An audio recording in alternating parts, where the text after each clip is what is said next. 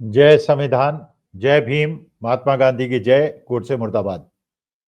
माननीय मोदी जी, देश के माननीय प्रधानमंत्री मोदी जी, मैं आपसे कोई निवेदन करना चाहता हूं और मेरे ख्याल से जो मैं करने जा रहा हूं निवेदन, उससे देश की जनता भी सहमत होगी। जब 2013-14 में अन्ना हजारे और स्वामी रामदेव जी का आंदोलन शुरू हुआ था और आप लोगों ने, आपके इन आंदोलनकारियों ने देश की जनता से बताया था कि कांग्रेस की, डॉक्टर मनमोहन सिंह की सरकार बहुत भ्रष्ट सरकार है और 2G 3G कोल, पता नहीं कौन कौन से स्कैम्स की बात की गई थी। बहुत हुई महंगाई की बार, अब की बार मोदी सरकार, बहुत हुई नारी पे अत्याचार, अब की बार मोदी सरकार, और रोजगार की बात हुई थी, 15 लाख लाने की बात हुई थी, किसानों की आमदनी डबल करने की बात हुई थी।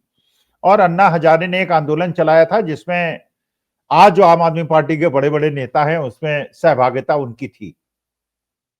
एक ऐसा माहौल आप लोगों ने बना दिया था कि जैसे डॉक्टर मनमोहन सिंह, जो मेरी निगाह में आज तक के जितने भी प्रधानमंत्री हुए हैं उसमें सबसे ईमानदार प्रधानमंत्री मैं मानता हूं, लाल बहादुर शास्त्री को और डॉक्टर मनमोहन सिंह को। लेकिन आप लोगों ने एक माहौल बना दिया था और फिर आप सत्ता में आए और सत्ता में आने के बाद 15 लाख भी किसी को नहीं मिले, महंगाई भी बढ़ती चली गई, रुपया भी कमजोर होता चला गया, जीडीपी भी गिरती चली गई, लोन बढ़ने के बावजूद जीडीपी गिरती चली गई, बड़े बड़े पूंजीपति विश्व के सबसे अमीर आदमी बन गए और जो मध्यम वर्ग है और निम्न वर्ग है वो 5 किलो अनाज पे निर्भर हो गया। तो चलिए, ये आपकी राजनीति थी जिससे हम उस समय नहीं समझ पाए। लेकिन एक चीज तो चलिए माननीय सुप्रीम कोर्ट ने स्पष्ट कर दी और जनता के सामने आ गई। दूसरी चीज आज तक हम लोगों को नहीं पता है कि उसके बारे में आपका क्या स्टैंड है और वास्तविकता क्या है। जो चीज माननीय सुप्रीम कोर्ट के माध्यम से पता चली, जो जनता के सामने आई, जिसको छुपाने का पूरा प्रयास सरकार के द्वारा और सरकार की मशीनरी के द्वारा हुआ, वो था चुनावी बॉन्ड का मसला। चुनावी बॉन्ड के मसले में आप लोगों ने, सरकार ने भी और विपक्ष ने भी, बहुत सारी राज्य सरकारों ने भी और आपकी केंद्र सरकार ने भी, माननीय मोदी जी ने एक ऐसा प्रपंच बनाया चुनावी बॉन्ड का कि लोगों को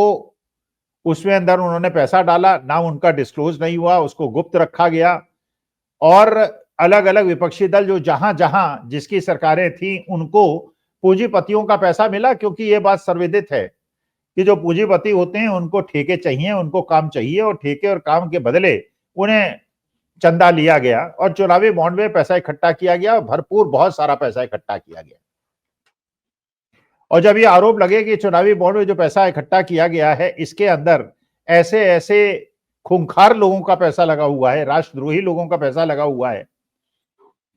जिससे देश की और उन्हीं को ठेके मिले हैं और उस ठेके का उन्होंने फायदा उठाया है और एक प्रकार सिद्ध हो रहा है कि चुनावी बॉन्ड और ठेकों का आपसी संबंध है। जैसे वैक्सीन की, कोविड के मामले में, कोविड में जो वैक्सीन लगी उसके मामले में ऐसी चीज आई कि हम लोगों को क्या फायदा हुआ उससे वो तो हमको नहीं पता चला, लेकिन हाँ इतना जरूर है कि हजारों करोड़ों रुपए का न केवल वैक्सीन हम लोगों के शरीर पर ठोक दी गई, लेकिन फिर विश्व में बाकी देशों ने उसको बैन कर दिया, उस वैक्सीन को माना कि इससे कोई फायदा नहीं हुआ। लेकिन हजारों करोड़ का हिसाब भी हो गया, सरकार ने एहसान ही बता दिया कि हमने आपको मुफ्त में वैक्सीन लगाई। जब ये केस माननीय सुप्रीम कोर्ट में गया और सुप्रीम कोर्ट ने स्टेट बैंक ऑफ इंडिया से कहा, क्योंकि स्टेट बैंक ही इंडिया ही वो बैंक था जो इसका कोऑर्डिनेटर था और उसी के पास ये सूचना थी और ये वो उसने कहा कि साहब ये तो डिस्क्लोज नहीं हो सकती, इसमें तो महीनों का टाइम लगेगा। लेकिन चंचूड़ साहब ने चलिए उस समय थोड़ी सी ईमानदारी दिखाई, तो हमारे माननीय सुप्रीम कोर्ट के चीफ जस्टिस ऑफ इंडिया साहब थे, उन्होंने कहा नहीं 24 घंटे के अंदर ये सूचना आप दीजिए। और जो सूचना जो स्टेट बैंक ऑफ इंडिया कह रहा था कि हमें देने में महीनों लग जाएंगे, वो 24 घंटे के अंदर उन्होंने दे दी। और उससे ये पता चला कि कौन कौन से ऐसे लोग थे जिनको बाद में ठेके मिले। तो पहले लोगों की रेड हुई, रेड के बाद उन्होंने चुनावी बॉन्ड में पैसा दिया, फिर उनको छोड़ दिया गया। कुछ ऐसे भी केस मिले जिसमें एक आदमी काफी दिनों से जेल में था और उसके बाद पहले 9 गवाहियों में उसने अरविंद केजरीवाल का नाम नहीं लिया, लेकिन 10वीं गवाही में दिया, उसके बाद वो छूट गया, केजरीवाल को अंदर कर दिया केवल मौखिक आरोप देने पर। लेकिन इस प्रकार की बहुत सारी घटनाएं हुई और उसके बाद माननीय सुप्रीम कोर्ट ने यह कहा कि ये जो चुनावी बॉन्ड का मसला है ये पॉलिसी भी गलत थी, असंवैधानिक थी और पैसा इकट्ठा करना भी असंवैधानिक था। लेकिन चलिए, अब मानिए सुप्रीम कोर्ट तो सुप्रीम कोर्ट है, वो जो कहेगा उससे तो हमें मानना ही पड़ेगा, वरना मानना का मामला बन जाएगा। तो असंवैधानिक होने के बावजूद गलत नीति बनाने के लिए सुप्रीम कोर्ट ने किसी को दंडित नहीं किया, और वो असंवैधानिक रूप से जमा किया हुआ पैसा आज भी उन पार्टियों के पास है, और भरपूर उसका आनंद वो चुनाव में खर्चा करके वोट खरीदने में और चुनावी मशीनरी को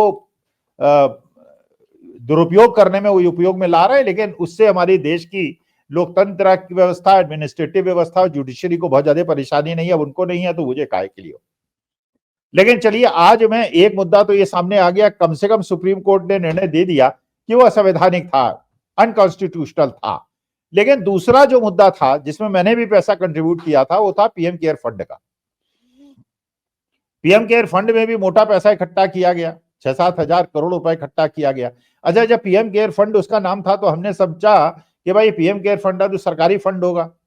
और उस समय कोविड का पीरियड था, लोगों ने विदेश से, देश से बहुत सारे लोगों ने छोटे छोटे बड़े बड़े कंट्रीब्यूशन डाले, और ये माना कि इसका उपयोग सामाजिक कार्य में होगा, लोगों को ऑक्सीजन जब कोविड में कम पड़ रहा था उसके लिए उपयोग होगा। लेकिन जब ये पैसा मिल तो गया 6-7 हजार करोड़ रुपए, लेकिन उसके बाद ये पता चला कि ये जो पीएम केयर फंड है ये कोई सरकारी फंड नहीं है, ये एक प्राइवेट फंड है जिसके ट्रस्टी माननीय मोदी जी हैं। चलिए, बहुत अच्छी बात है, मोदी जी का हम बहुत सम्मान करते हैं, उनके नाम पे ही हमने पैसा दिया था, हमको पता था कि उसके ट्रस्टी होंगे, उसका एक ऑडिट होगा जो सीएजी करेगा, और हम लोगों को पता चलेगा कि उसका कितना उपयोग हुआ, दुरुपयोग हुआ, जो हमने कंट्रीब्यूशन किया है। कहीं ऐसा तो नहीं उसे अनाप शनाप लोगों से ले लिया गया हो, दाऊद इब्राहिम जैसे लोगों से लिया गया हो और ड्रग स्मगलिंग में यूज हो गया हो। तो हम सोच रहे थे कि हमको ये भी पता चलेगा कि सोर्सेज ऑफ फंड्स क्या थे, पैसा कहां से आया था, किस किस का पैसा आया था, कौन कौन पैसा लाया था, और ये पैसा कहां कहां खर्च हुआ। लेकिन बाद में पता चला कि नहीं, तो प्राइवेट फंड है, और इस प्राइवेट फंड का तो सीएजी ऑडिट नहीं होगा, ये तो प्राइवेट स्टैट्यूटरी ऑडिट होगा, और ये ऑडिट जो है लोकल चार्टर्ड अकाउंटेंट करेगा। अच्छा, जब वो ऑडिट रिपोर्ट भी आई तो ये पता चला कि ये कुछ ऑक्सीजन सिलेंडर्स और कुछ बाकी मेडिकल इक्विपमेंट्स खरीदने में यूज हुआ, लेकिन ये नहीं पता चला कि कहां पे किस हॉस्पिटल को सिलेंडर्स दिए गए। वो क्या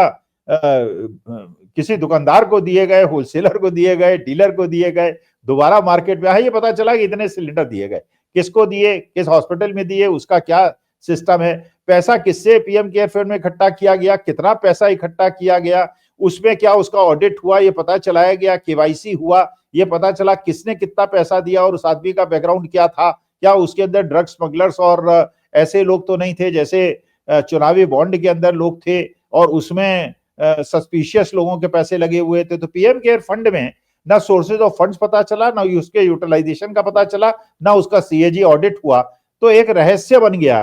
कि क्या जिस प्रकार से